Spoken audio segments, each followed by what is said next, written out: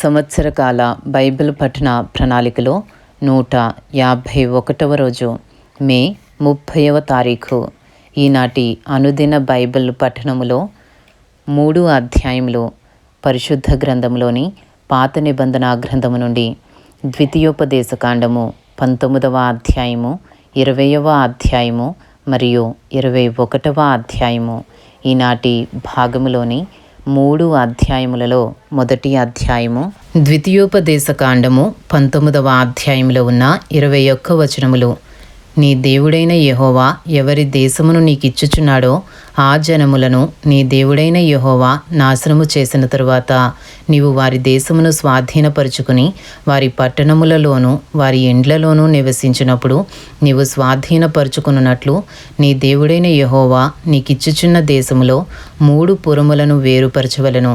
ప్రతి నరహంతకుడు పారిపోవునట్లుగా నీవు త్రోవను ఏర్పరచుకుని నీవు స్వాధీనపరుచుకున్నట్లు నీ దేవుడైన యెహోవా నీకిచ్చుచున్న దేశము యొక్క సరిహద్దులలోగా ఉన్న పురములను 3 భాగములు చేయవలెను.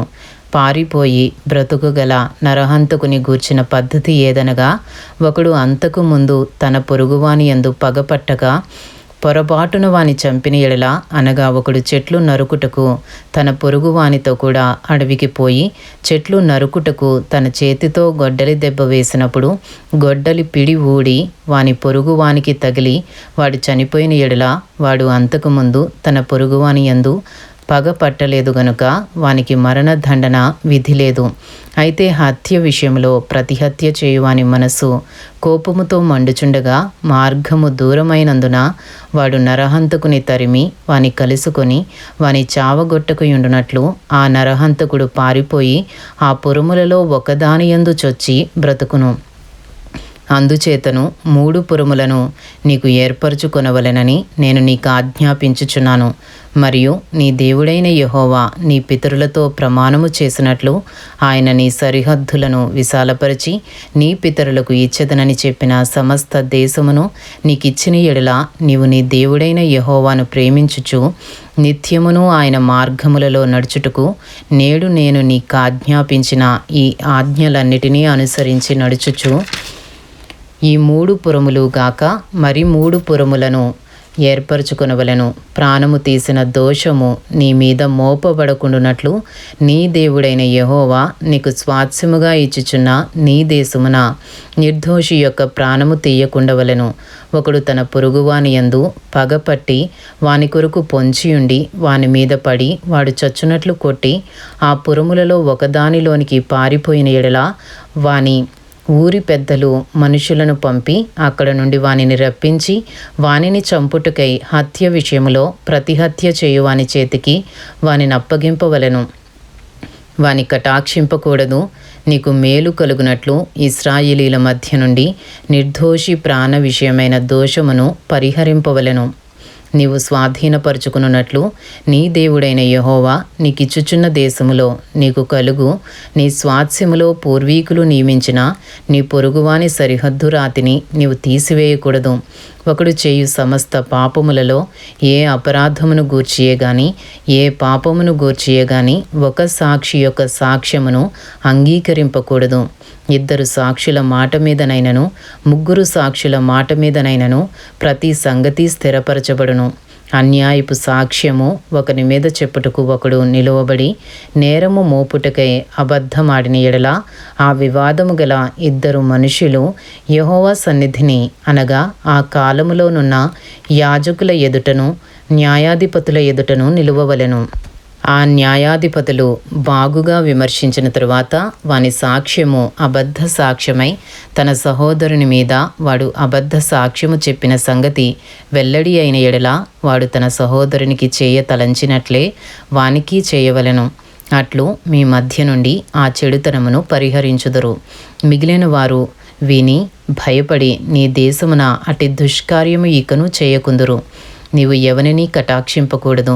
ప్రాణమునకు ప్రాణము, కంటికి కన్ను, పంటికి పళ్ళు, చేతికి చెయ్యి, కాలికి కాలు మీకు విధి. ఇంతటితో ద్వితీయోపదేశకాండము 19వ అధ్యాయంలో ఉన్న 21 వచనములు పూర్తి చేయబడినవి. ఈనాటి భాగంలోని 3 అధ్యాయములలో 2వ అధ్యాయము ద్వితీయోపదేశకాండము 20వ అధ్యాయంలో ఉన్న 20 వచనములు. నీవు నీ శత్రువులతో యుద్ధమునకు పోయి గుర్రములను రథములను మీకంటే విస్తారమైన జనమును చూచినప్పుడు వారికి భయపడవద్దు. ఐగుప్తు దేశములో నుండి నిన్ను రప్పించిన నీ దేవుడైన యెహోవా నీకు తోడయుండును. అంతేకాదు, మీరు యుద్ధమునకు సమీపించినప్పుడు యాజకుడు దగ్గరకు వచ్చి ప్రజలతో ఈలాగు చెప్పవలెను: ఇశ్రాయేలీయులారా వినుడి, నేడు మీరు మీ శత్రువులతో యుద్ధము చేయుటకు సమీపించుచున్నారు. మీ హృదయములు జంకనీయకుడి, భయపడకుడి, వనకకుడి, వారి ముఖము చూచి బెదరకుడి. మీ కొరకు మీ శత్రువులతో యుద్ధము చేసి మిమ్మను రక్షించువాడు మీ దేవుడైన యెహోవాయే. మరియు నాయకులు జనులతో చెప్పవలసినదేమనగా, క్రొత్త ఇల్లు కట్టుకునేవాడు గృహప్రవేశము కాకమునుపే యుద్ధములో చనిపోయిన ఎడల వేరొకడు దానిలో ప్రవేశించును గనుక అట్టివాడు తన ఇంటికి తిరిగి వెళ్ళవచ్చును. ద్రాక్ష తోట వేసి ఇంకా దాని పండ్లు తినక ఒకడు యుద్ధంలో చనిపోయిన ఎడల వేరొకడు దాని పండ్లు తినను గనుక అట్టివాడును తన ఇంటికి తిరిగి వెళ్ళవచ్చును. ఒకడు స్త్రీని ప్రధానము చేసుకుని ఆమెను ఇంకనూ పరిగ్రహింపక మునిపే యుద్ధములో చనిపోయిన ఎడల వేరొకడు ఆమెను పరిగ్రహించును గనుక అట్టివాడును తన ఇంటికి తిరిగి వెళ్ళవచ్చును. నాయకులు జనులతో, ఎవడు భయపడి మెత్తని గుండెగలవాడగునో వాడు తాను అధైర్యపడిన రీతిగా తన సహోదరుల గుండెలు అధైర్యపరచుకున్నట్లు తన ఇంటికి తిరిగి వెళ్ళవచ్చునని చెప్పవలెను. నాయకులు జనులతో మాట్లాడుట చాలించిన తరువాత జనులను నడిపించుటకు సేనాధిపతులను నియమింపవలెను. ద్వితీయోపదేశకాండము 20వ అధ్యాయము 10వ వచనము నుండి యుద్ధము చేయుటకు మీరొక పురము మీదికి సమీపించినప్పుడు సమాధానము నిమిత్తము రాయభారమును పంపవలెను. సమాధానమని అది నీకు ఉత్తరమిచ్చి గుమ్మములను తెరచిన ఎడల దానిలోనున్న జనులందరూ నీకు పన్ను చెల్లించి నీ దాసులగుదురు. అది మీతో సమాధానపడక యుద్ధమే మంచిదని ఎంచిన ఎడల దాని ముట్టడి వేయుడి. నీ దేవుడైన యెహోవా దాని నీ చేతికి అప్పగించినప్పుడు దానిలోని మగవారినందరినీ కత్తివాత హతము చేయవలెను. అయితే స్త్రీలను, చిన్నవారిని, పశువులను, ఆ పురములోనున్నది యావత్తును, దాని కొల్ల సొమ్మంతటిని నీవు తీసుకునవచ్చును. నీ దేవుడైన యెహోవా నీకిచ్చిన నీ శత్రువుల కొల్ల సొమ్మును నీవు అనుభవించదువు. ఈ జనముల పురములు గాక నీకు బహు దూరముగా ఉండిన సమస్త పురములకు మాత్రమే ఈలాగున చేయవలెను. అయితే నీ దేవుడైన యెహోవా స్వాస్థ్యముగా నీకిచ్చుచున్న ఈ జనముల పురములలో ఊపిరి గల దేనిని బ్రతుకనియ్యకూడదు. వీరు అనగా హిత్తీయులు, అమోరీయులు, కనానీయులు, పెరిజ్జీయులు, హివ్వీయులు, యెబూసీయులను వారు తమ తమ దేవతల విషయమై చేసిన సమస్త హేయ కృత్యముల రీతిగా మీరు చేసి నీ దేవుడైన యెహోవాకు విరోధముగా పాపము చేయుటకు వారు మీకు నేర్పకుండునట్లు నీ దేవుడైన యెహోవా నీకు ఆజ్ఞాపించిన ప్రకారముగా వారిని నిర్మూలము చేయవలెను. ద్వితీయోపదేశకాండము 20వ అధ్యాయము 19వ వచనము నుండి నీవు ఒక పురమును లోపరుచుకొనుటకు దాని మీద యుద్ధము చేయుచు అనేక దినములు ముట్టడి వేయినప్పుడు దాని చెట్లు గొడ్డలి చేత పాడు చేయకూడదు. వాటి పండ్లు తినవచ్చును గాని వాటిని నరికివేయకూడదు. నీవు వాటిని ముట్టడించుటకు పొలములోని చెట్లు నరులా, అట్టి చెట్లను నీవు కొట్టకూడదు. ఏ చెట్లు తినదగిన ఫలములనిచ్చినవి కావని నీవెరుగుదువో వాటిని పాడు చేసి నరికి నీతో యుద్ధము చేయు పురము పడు వరకు వాటితో దానికి ఎదురుగా ముట్టడి దెబ్బ కట్టవచ్చును. ఇంతటితో ద్వితీయోపదేశకాండము 20వ అధ్యాయంలో ఉన్న 20 వచనములు పూర్తి చేయబడినవి. ఈనాటి భాగములోని 3 అధ్యాయములలో 3వ అధ్యాయము ద్వితీయోపదేశకాండము 21వ అధ్యాయములో ఉన్న 23 వచనములు. నీ దేవుడైన యెహోవా నీకిచ్చుచున్న దేశములో ఒకడు చంపబడి పొలములో పడియుండుట కనబడినప్పుడు వాని చంపిన వాడెవడో అది తెలియకయుండిన ఎడల నీ పెద్దలను, నీ న్యాయాధిపతులను వచ్చి చంపబడిన వాని చుట్టూనున్న పురముల దూరము కొలిపింపవలను. ఏ ఊరు ఆ శవమునకు సమీపముగా ఉండునో ఆ ఊరి పెద్దలు ఏ పనికిని పెట్టబడక కాడి ఏడ్వని పెయ్యను తీసుకుని దున్నబడకయు విత్తబడకయునున్న ఏటి లోయలోనికి ఆ పెయ్యను తోలుకొని పోయి అక్కడ అనగా ఆ లోయలో ఆ పెయ్య మెడను విరగతీయవలెను. అప్పుడు యాజకులైన లేవీయులు దగ్గరకు రావలెను. యెహోవాను సేవించి యెహోవా నామమున దీవించుటకు ఆయన వారిని ఏర్పరచుకొనెను గనుక వారి నోటి మాట చేత ప్రతి వివాదమును, దెబ్బ విషయమైన ప్రతి వ్యాజ్యమును విమర్శింపబడవలెను. అప్పుడు ఆ శవమునకు సమీపమందున్న ఆ ఊరి పెద్దలందరూ ఆ ఏటి లోయలో మెడ విరగతీయబడిన ఆ పెయ్యపైని తమ చేతులు కడుగుకొని, మా చేతులు ఈ రక్తమును చిందింపలేదు, మా కన్నులు ఇది చూడలేదు. యెహోవా, నీవు విమోచించిన నీ జనమైన ఇశ్రాయేలీల నిమిత్తము ప్రాయశ్చిత్తము కలుగనిమ్ము. నీ జనమైన ఇశ్రాయేలీల మీద నిర్దోషి యొక్క ప్రాణము తీసిన దోషమును మోపవద్దని చెప్పవలెను. అప్పుడు ప్రాణము తీసిన దోషమునకు వారి నిమిత్తము ప్రాయశ్చిత్తము కలుగును. అట్లు నీవు యెహోవా దృష్టికి యథార్థమైనది చేయునప్పుడు నీ మధ్య నుండి నిర్దోషి యొక్క ప్రాణము విషయమైన దోషమును పరిహరించెదవు. ద్వితీయోపదేశకాండము 21వ అధ్యాయము 10వ వచనము నుండి.